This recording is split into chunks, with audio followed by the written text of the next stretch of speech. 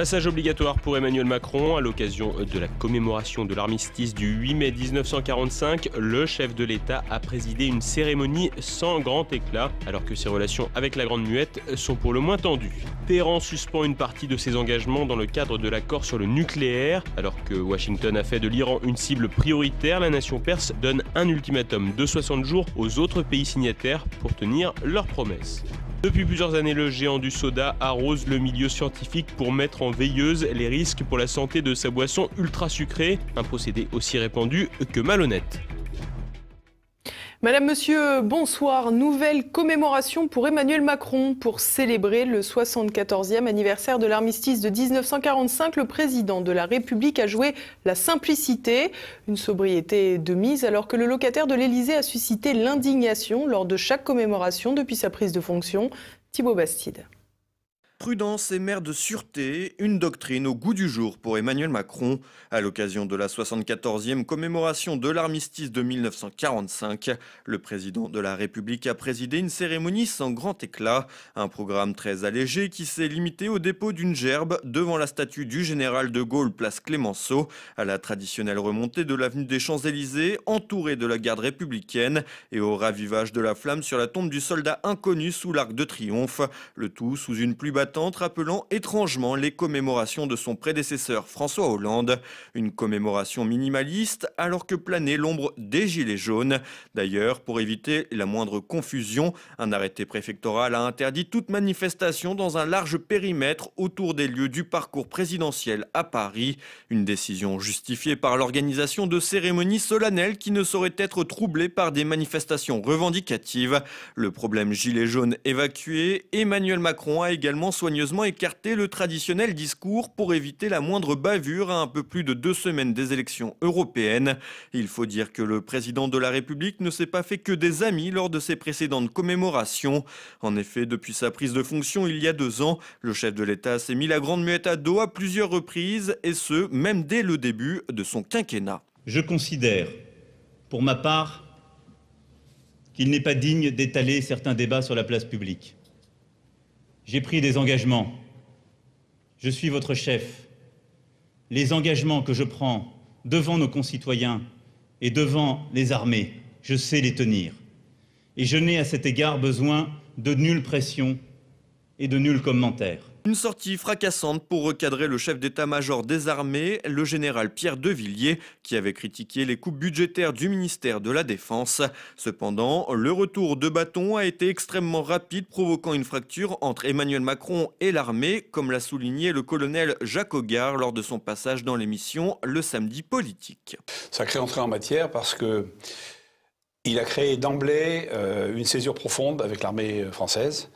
Il a même donné une aura et une popularité au général de Villiers qu'il n'avait pas forcément nécessairement autant à ce moment-là, je dirais, au sein des armées françaises. Mais il l'a fait, et ce faisant, il a fait ce qu'il pouvait faire de mieux pour la dignité. Pour secouer l'institution politique à l'égard de l'armée. Pour la dignité de la France, pour la dignité de son armée, pour l'efficacité des traitements à consentir à cette armée par la suite, il a fait de son mieux. Une colère sociale et un corps militaire défavorable au chef de l'État. L'exercice de la commémoration ressemble donc davantage à un chemin de croix pour Emmanuel Macron qu'à un réel moment de recueillement avec l'armée pour rendre hommage aux soldats disparus.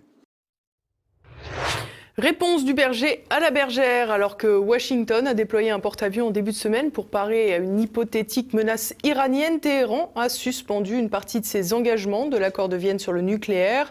Les pays européens sont attendus au tournant dans cette crise qui pourrait déboucher sur un conflit majeur. Olivier Frère-Jacques. C'est une provocation qui ne pouvait pas rester sans réaction. En déployant un porte-avions en début de semaine pour parer une hypothétique menace iranienne, les États-Unis ont clairement fait comprendre que Téhéran était une cible de l'administration au pouvoir. En réponse à ce déploiement armé, l'Iran n'a pas tardé à réagir par la voix de son ministre des Affaires étrangères, Mohammad Javad Zarif, qui a annoncé ce mercredi 8 mai que son pays a décidé de cesser l'application de certains engagements pris lors de l'accord de Vienne de 2015 sur le nucléaire.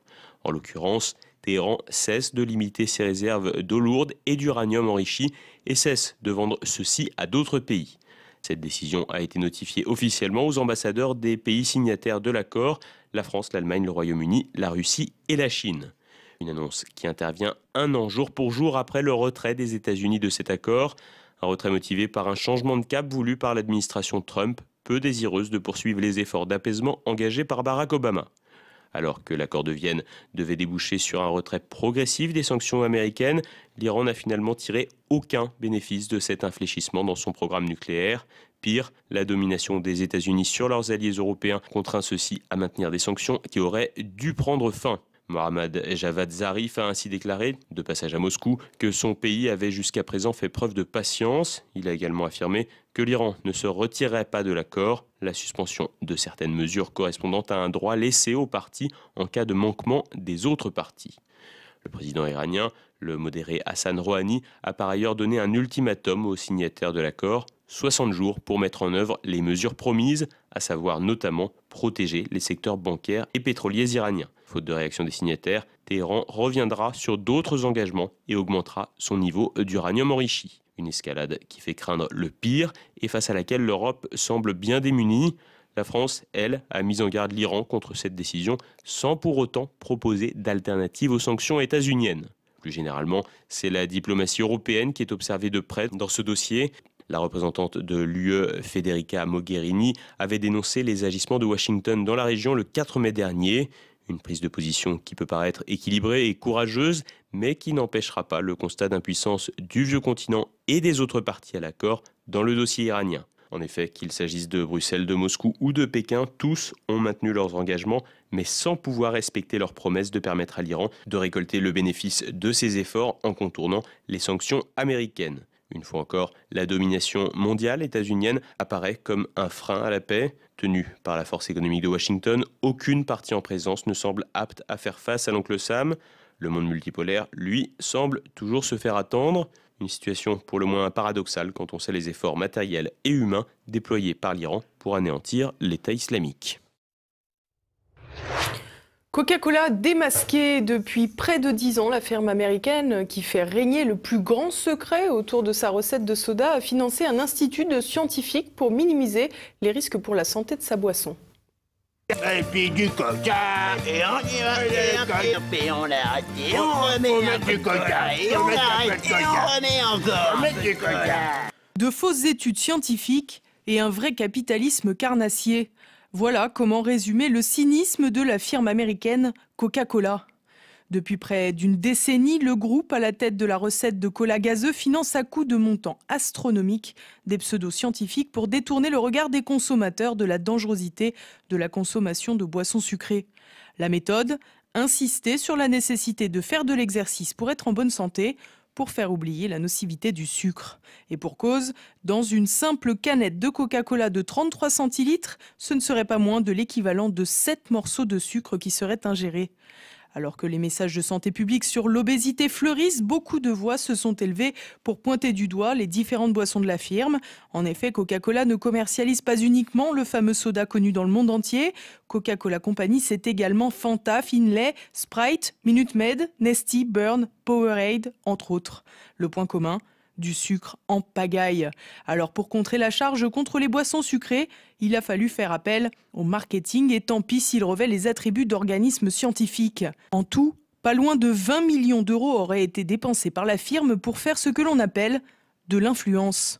Avec ce pactole, Coca-Cola s'est donc offert les services de professionnels de santé peu scrupuleux, faisant néanmoins autorité. À titre d'exemple, la directrice de recherche honoraire à l'INRA, France Bellil, explique avoir été démarchée par la marque pour un article sur les liens entre la consommation de boissons sucrées et le poids. Pour 2 000 €, cette dernière a donc écrit noir sur blanc qu'il n'y avait pas nécessairement de relation entre les deux. La communication figurait dans un numéro hors série des cahiers de nutrition et de diététique destinés aux professionnels du domaine. L'édito du magazine a été intégralement rédigé par le département nutrition de Coca-Cola. Certains experts ayant participé au numéro n'ont tout simplement pas souhaité que leur nom apparaisse. L'aspartame, alternative au sucre, a également fait l'objet de publications rassurantes au moment où de plus en plus d'études scientifiques révélaient sa nocivité et son implication dans le développement du diabète. En 2015, on apprenait que Coca-Cola avait discrètement fondé un prétendu institut du nom de Global Energy Balance Network, où des scientifiques influents auraient perçu quelques 5 millions pour diffuser de fausses informations. Des procédés rappelant ceux de la firme Monsanto qui faisait appel à des ghostwriters, des auteurs fantômes. La marque faisait ainsi publier des articles scientifiques rédigés par ses experts en interne, mais signés par des professionnels de santé qui prenaient un beau cachet au passage, le tout pour nier les ravages des pesticides. D'ailleurs, Bernard Westfeld, psychiatre spécialisé en nutrition, explique avoir réalisé une communication sur les boissons des adolescents pour un colloque en 2011, en étroite collaboration avec les responsables de Coca-Cola, le tout pour 4 000 €. Coca-Cola aurait investi tous les secteurs, notamment celui du sport. Au-delà du sponsoring du PSG, le Powerade, la boisson énergétique de la marque, aurait reçu un coup de pouce par l'ancien président de la Société française de médecine du sport, aujourd'hui directeur médical de l'Union cycliste internationale, Xavier Bigard. L'homme affirme avoir perçu 4 000 € pour une conférence sur l'hydratation du sportif. Comme le rappelle le quotidien Le Monde, la liste des différents experts révélés par Coca-Cola après une opération de transparence contrainte par l'ONG Foodwatch prête à sourire. Anthropologues, noms inexacts, personnes introuvables, le manque de sérieux scientifique saute aux yeux. Pourtant, ces études inondent insidieusement les publications scientifiques. Une entreprise qui révèle donc la prédation sans limite de la firme américaine, mais qui jette aussi un lourd discrédit sur le monde de la santé. Et on part à présent avec Floriane Janin pour l'actualité en bref. McDonald's donne bonne conscience à ses consommateurs. Le géant de la malbouffe américaine vient d'ajouter un peu de vert dans ses menus. En l'occurrence dans son fameux Happy Meal à destination des enfants. Ces derniers pourront désormais remplacer leurs frites par des cornets de concombres. Pour aller encore plus loin dans l'effet de com', McDonald's affirme que ces légumes sont cultivés en France. Pas sûr que cela séduise les enfants. Asia Bibi a enfin quitté le Pakistan. Cette chrétienne a quitté après avoir été condamnée à mort en 2010 pour avoir bu l'eau d'un puits réservé aux musulmans, était jusque-là empêchée de sortir du territoire. Son avocat a indiqué qu'elle avait vraisemblablement réussi à rejoindre ses filles au Canada. Rappelons que son cas avait mis le feu aux poudres dans de nombreuses villes, des manifestants islamistes réclamant sa pendaison ainsi que celle des juges l'ayant relaxée.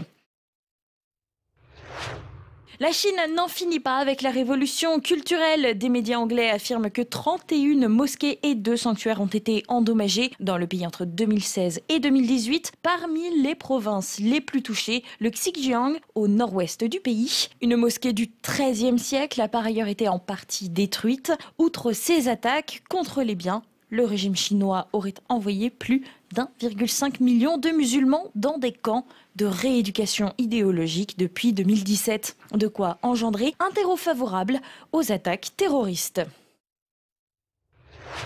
Prise d'otage sous couvert de justice sociale. Mardi en fin d'après-midi, un mineur de 17 ans a fait irruption dans un bureau de tabac à Blagnac, à l'ouest de Toulouse. Armé, il a retenu en otage plusieurs clients avant de les relâcher petit à petit sains et saufs. Le raid a été déployé sur place. L'homme a finalement été neutralisé peu après 23 heures. Il avait laissé une lettre à son domicile dans laquelle il explique être membre d'une milice armée des Gilets jaunes. Le mis en cause, Yanis D, était défavorablement connu des services de police pour des faits de violence et de vol. Le parquet de Toulouse a totalement écarté la piste terroriste, expliquant que l'individu était psychologiquement fragile.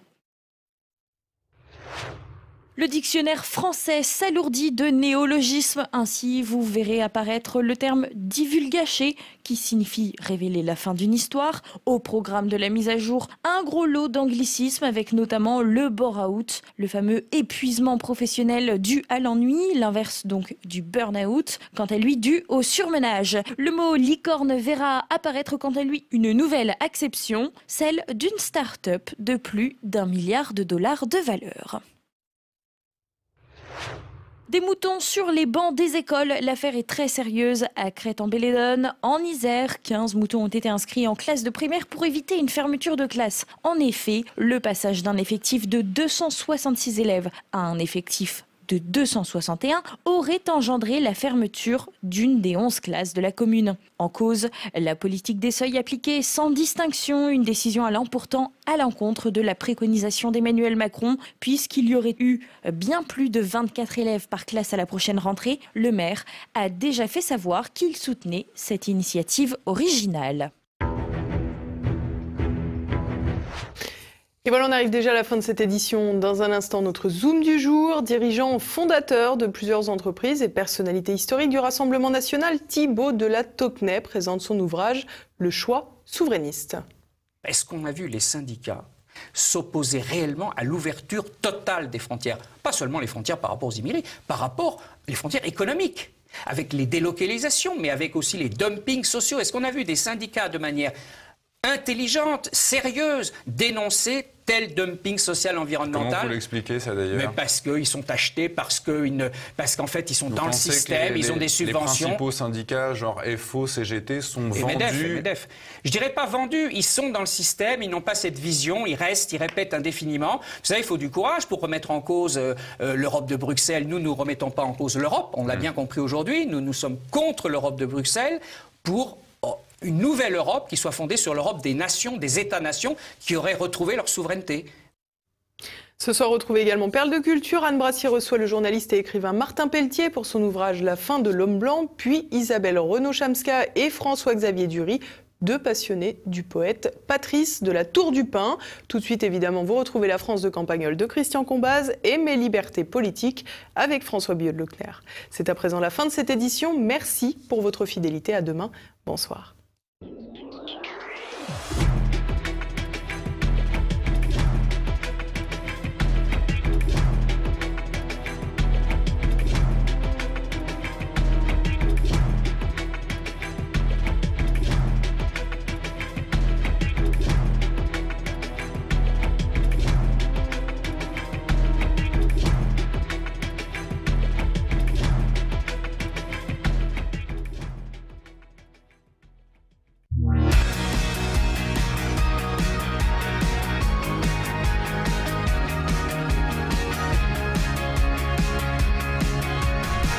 Vous vous souvenez de ce jeune Vladimir, qui n'est plus tellement jeune d'ailleurs, et dont la mère ukrainienne était venue épouser un éleveur d'ici rencontré par Internet dans une agence? Eh bien, Vladimir est un peu caractériel, il boit beaucoup, mais il est très intelligent, il a fait de bonnes études, et il est intéressant parce qu'il nous donne des informations qu'on ne voit pas dans la presse. Par exemple, récemment, il a dit à Gustave que la Biélorussie allait redevenir russe, c'était quasiment fait, les gens là-bas étaient entièrement pour, sa famille était ultra pour.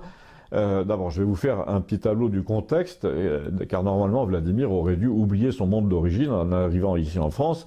Et en fait, dès ses 16 ans, il avait déjà retrouvé son père biologique, comme on dit.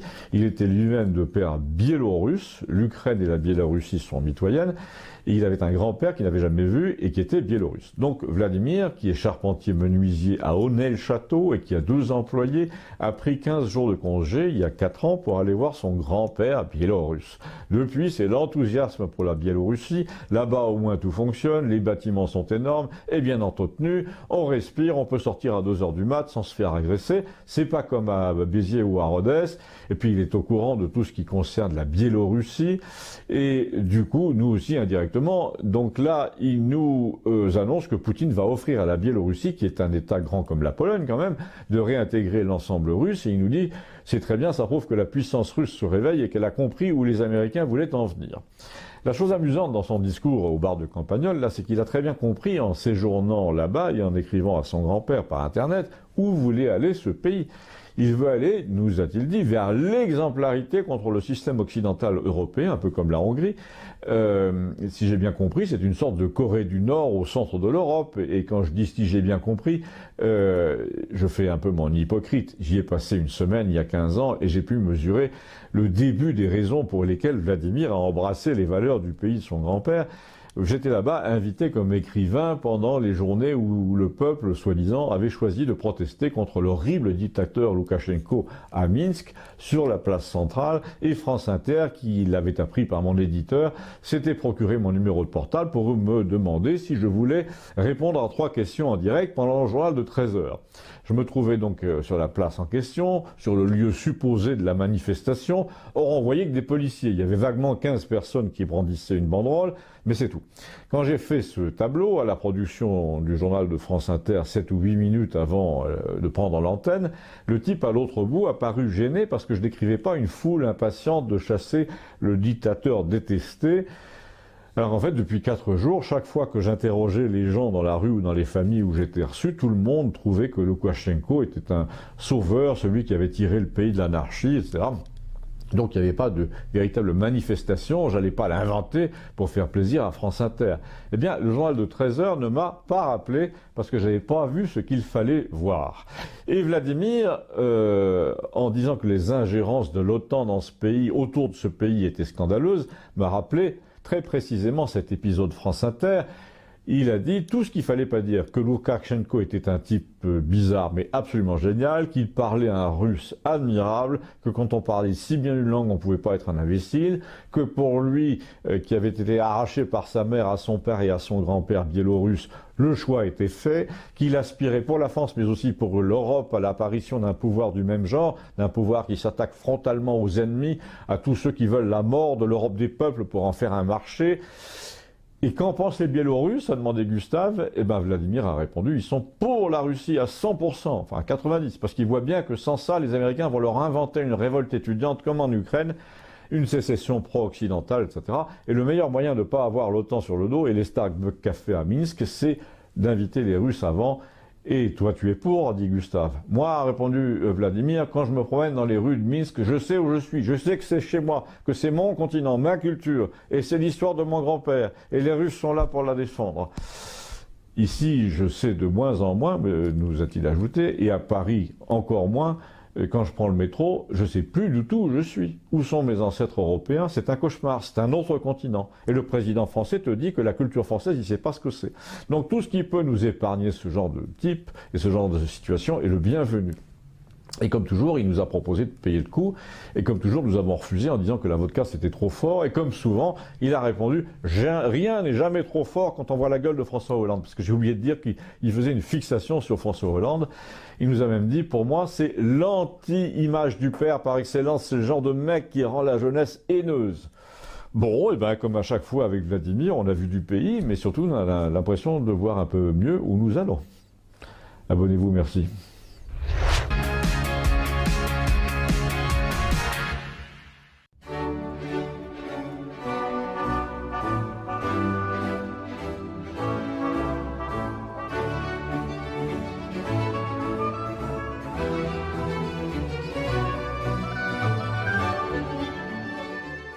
Les sondages sur les européennes se suivent et se ressemblent furieusement.